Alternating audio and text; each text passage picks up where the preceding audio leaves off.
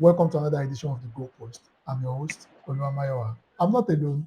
I have Solomon and um, Solomon. How are you doing this morning?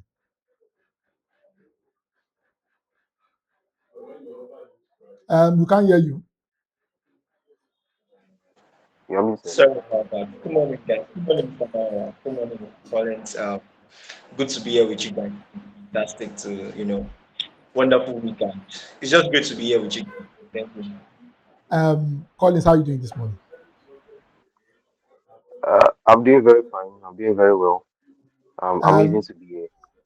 yeah, since the last time we spoke, Tunisia has conceded 9 goals and they have been kicked out of of the World Cup. And it seems some African teams are doing the right thing, while some things are going very, very wrong for them. But in any case, um, we are going to get into that in full. Let's start with news around the World Cup. I mean, World Cup is the biggest thing. Um, there is this phenomenon going on that every 23, 24 minutes there is an hydration break. However, a whole lot of people have accused FIFA of prioritizing profit over the actual well-being of players. Some reports indicate that UEFA and other football associations indicate that they are not going to continue with this. However, FIFA has come out to say that even after the 2030 World Cup, this will still continue. I will start with you, Collins. What do you make of this report? Is it more of player welfare or profit? Because I mean, according to a report, since the World Cup has started, during the hydration break, um, a whole lot of brands have made over $250 million. So, what do you make of this? Um, it's more of it started out as a means of caring for the players. You know, the weather conditions over there in USA and Mexico and Canada. You understand? It's very hot.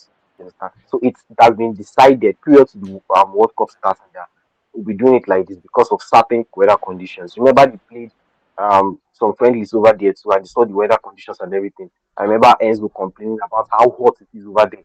Enzo Fernandez of Chelsea. So you can see that these things have been decided already. You understand? But the World Cup started and they've been observing the rules from time to time, and certain players and coaches find it appalling, find it not they don't find it well that these breaks are interrupting their rhythm and everything. But it has been said before now. You understand? To me personally, I feel like it's very considerate. You understand the rule and everything. But the fact that the commercials and ads and revenue making and everything, it's just an opportunity. You understand? The 3 minutes break is because the 3 minutes every half. You understand? You understand? So the 3 minutes break that they usually go on. You understand? They are going to use it for something. You understand? They are going to use it for something, and it's not perfect that they are using it to show ads. They are using it to make certain money. You understand? To read the viewers. You understand? That's what they are going to be bringing to our screen, ads, certain ads and everything. I don't see any problem with that.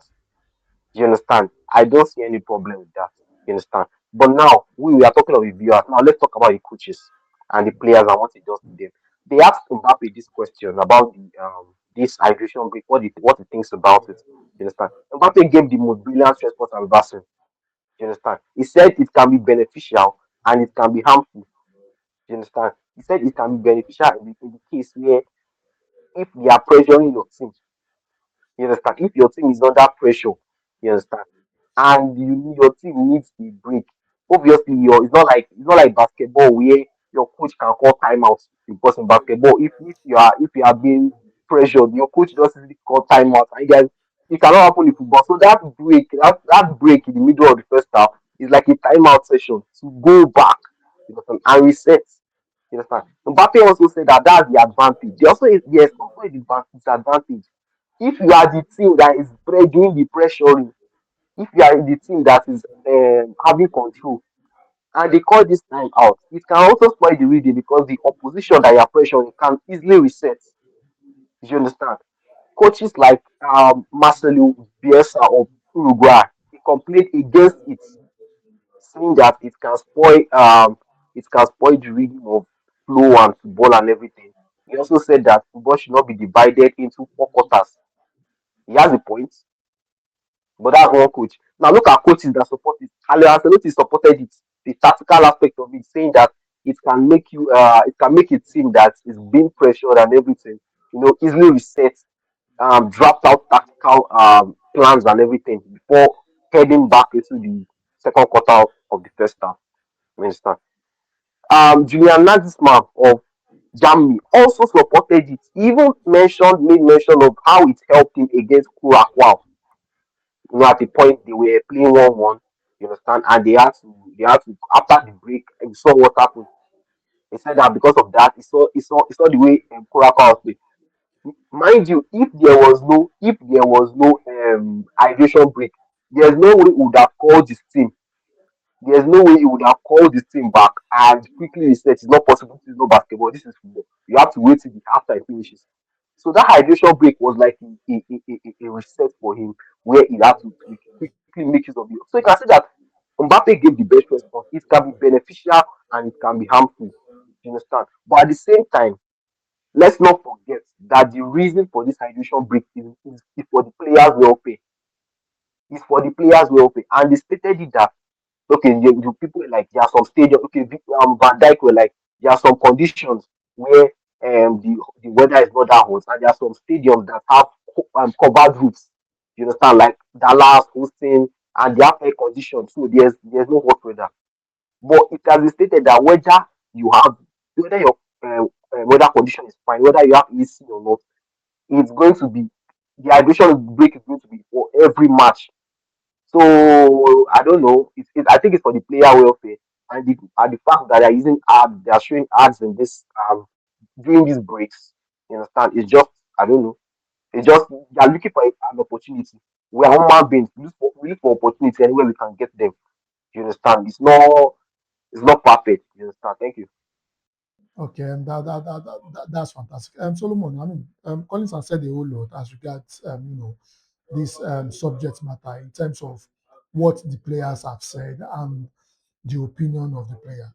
Don't you think, I mean, we now have advanced basketball in our hands? I mean, what is the essence of, breaking the halves into four? Because if you would ask me, when it gets to midway, you break into half, people have time to break and just and a whole lot of people have made a case for this hydration being about the players. Before the advert, or before the invention of this, before the implementation, we've seen people play football in that same weather condition, and they sort themselves out in terms of taking water and the rest of that. Is it more of FIFA capitulating to capitalists looking for more money, or is more of genuine, genuine concern? That's number two. UEFA and some other federations have come out that they are not going to implement something like this. What do you make of all this? Oh well, let me start from UEFA and other football federations not wanting to implement this particular hydration break. Well, their climb is different, to be honest, right? If we want the best of our players, then I think breaks are needed. If you actually want the best of our players, this is not to say that these people have not been playing this game for years, right? They've had hours of play. This is a game of football that has been going on since the 1800s, right? This is not a new sport. It's not a new sport. It's not so everybody understands the game. Two halves, 45 minutes each till the very end, right? However, times have changed. That's the truth. Another thing I think, this is just my own personal opinion, is that the footballing world, especially FIFA, is trying as much as possible to incorporate or integrate USA into the footballing society in the sense that one of the reasons why you see that is hosting the footballing, hosting this mundial at in USA, for instance, and you would see that some of the things that we see in USA now are not things that we saw in other tournaments. For instance, why are all the players coming out before the match starts? That's something that you see in football, in basketball, if I'm not mistaken. Why are all the players coming out at first before the match starts? In fact, the match does not now start at the time it's supposed to start on the dot. It gets into like 3, 4, 5 minutes after the time of the match before it starts because of the long, process and whatnot. So quite a number of things have been implemented, quite a number of new things have been implemented at this particular World Cup that have not been implemented before. We saw Miguel Almiron get red carded because he was covering his mouth for a confrontation. Those are new rules that we never saw before now, right?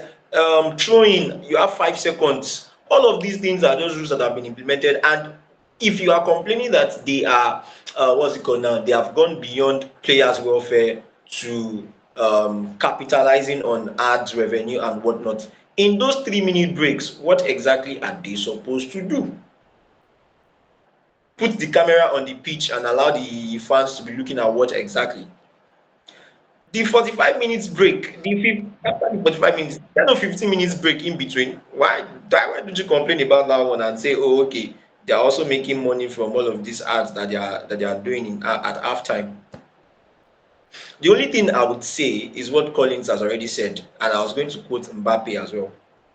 If a team is on the front foot, if a team is on the front foot and the break comes in, it obviously destroys their rhythm for a while, right? And I'll give you examples. New Zealand, Iran. New Zealand were on the front foot in that particular match until the break, and it was disrupted. Germany, Curacao, just as Collins had mentioned, Curacao played very well prior to the water break. Curacao played very well prior to the water break. I watched that match, so I know what I'm saying. Curacao played very well prior to the water break. After the water break, boom, Germany ran away with it.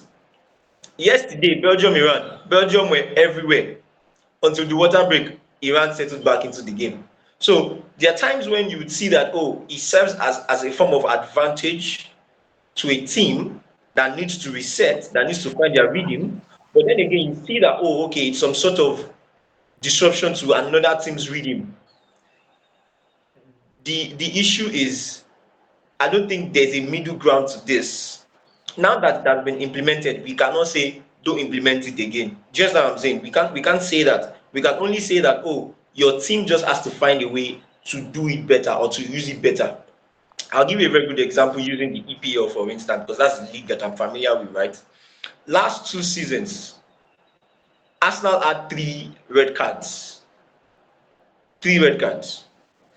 Where did those red cards come from? A declarized hit of the ball that got him a double yellow card. Leandro Trossard, the same thing. A yellow card, a second yellow card that was not worth it because he kicked the ball after the referee had blown the whistle. Do you know that last season Arsenal had 0 red cards? And you do not see an Arsenal player kicking the ball after the referee had blown the whistle again. You don't see any of those things that Arsenal fell short of 2 seasons ago. You don't see any of those things last season because the team has obviously adjusted and has found a way to play around the rules. So teams now do not have any other choice but to find a way as to play around the rules.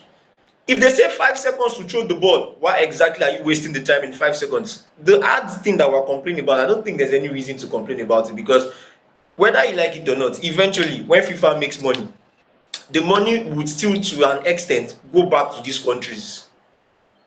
The money will still go back to the countries now in one way or the other. FIFA would still have to compensate the countries and whatnot. And again, the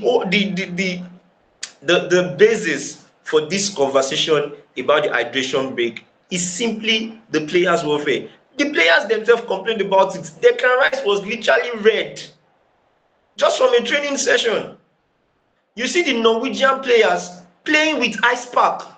They were training with ice pack. These things obviously affect the way they would play.